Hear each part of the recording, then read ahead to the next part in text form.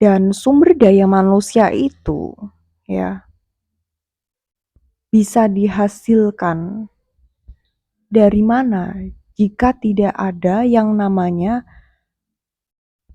bantuan, support, biaya dari pemerintah itu sendiri sebagai pemerhati masyarakat.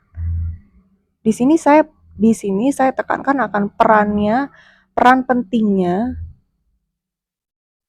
pemerintah dalam menangani isu ini. Kenapa kok penting? Kenapa kok urgent? Kita lihatlah daya literasi. Ya, daya literasi itu apa? Daya kemampuan baca. Kemampuan baca itu untuk apa? Untuk meningkatkan fokus. Fokus untuk berpikir, ya. Itu akan memberikan suatu ketajaman pikiran dalam memecahkan suatu masalah. Jika kita lihat aja dari tenaga pengajarnya atau tenaga pendidik yang dimiliki oleh Indonesia, ya. Itu seberapa, ya. Orang ingin jadi guru, motivasinya untuk menjadi guru, itu berapa? Kesejahteraan guru ini apakah diperhatikan? Sekarang kita lihatlah, guru katanya adalah pekerjaan yang sangat mulia, ya, sebagai pendidik, sebagai pengajar, sebagai pengayom, ya, untuk mengayomi anak-anak, untuk memberikan ilmu, untuk memberikan pengetahuan, untuk mencerdaskan suatu bangsa. Dimulai dari mana? Dimulai dari pemikiran-pemikiran dan gagasan-gagasan yang timbul dari manusia-manusia yang berkualitas itu untuk bisa memecahkan suatu masalah.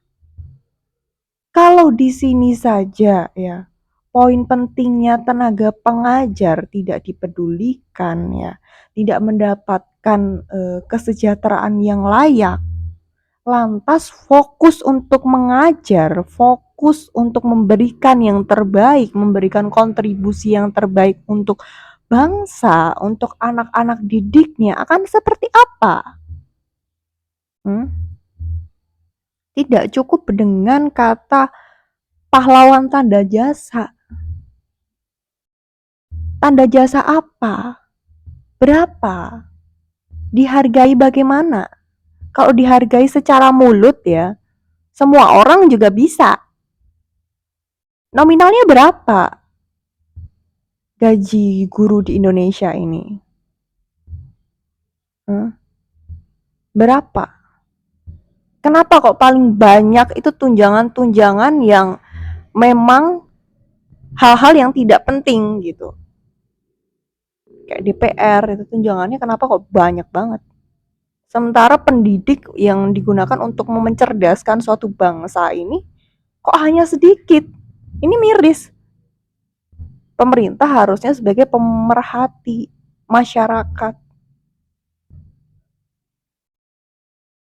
Dan dari tenaga pendidiknya aja nggak diperhatikan, ya. Kesejahteraan guru aja janganlah terlalu muluk-muluk, ya. Hanya untuk hidup satu orang, menanggung bebannya sendiri sebagai seorang guru, ya. Tenaga pengajar, ya, nggak akan cukup kecuali kalau kamu memang bekerja di sekolah internasional, skalanya udah internasional, bukan lagi sekolah swasta yang kecil, dari yayasan yang kecil, atau mungkin dari guru honorer, dari guru yang mengajar di negeri, kayak gitu aja nggak cukup untuk kehidupan sehari-hari. Terus kalau misalnya nggak cukup, bagaimana mereka harus berkeluarga, bagaimana mereka harus membiayai kehidupan sendiri saja mereka sudah bingung gitu. Apalagi ditugaskan untuk mencerdaskan bangsa, mencerdaskan anak-anak ini gitu. Anak-anak perlu dididik. Dengan level tenaga pengajar yang hanya cuman rentang, ya. Kalau kita lihat dari skor 100 sampai 0 sampai 100, tenaga pengajarnya sendiri, kualitas tenaga pengajarnya sendiri aja harus perlu dipertanyakan loh.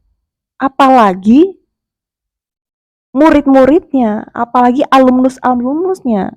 Terus yang jadi pertanyaan adalah alumnus-alumnus ini itu berfungsi nggak di dunia kerja?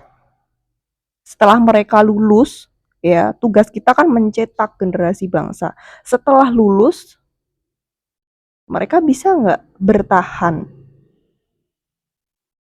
Atau hanya sebagai pengangguran aja gitu, atau sebagai beban negara aja nih yang nggak memberikan kontribusi bagi negaranya, dan pemerintah hanya memperhatikan hal-hal yang sebenarnya harusnya ini jadi fokus utama. Fokus utama sih apa sih, bidang yang paling menjadi fokus utama itu apa sih? Pendidikan dan juga kesehatan. Itu untuk mencetak sumber daya manusianya. Percuma sumber daya alamnya yang banyak banget, tapi nggak bisa dikelola, nggak bisa ngelolanya. Harus impor dulu, harus ini itu dulu dari perusahaan asing.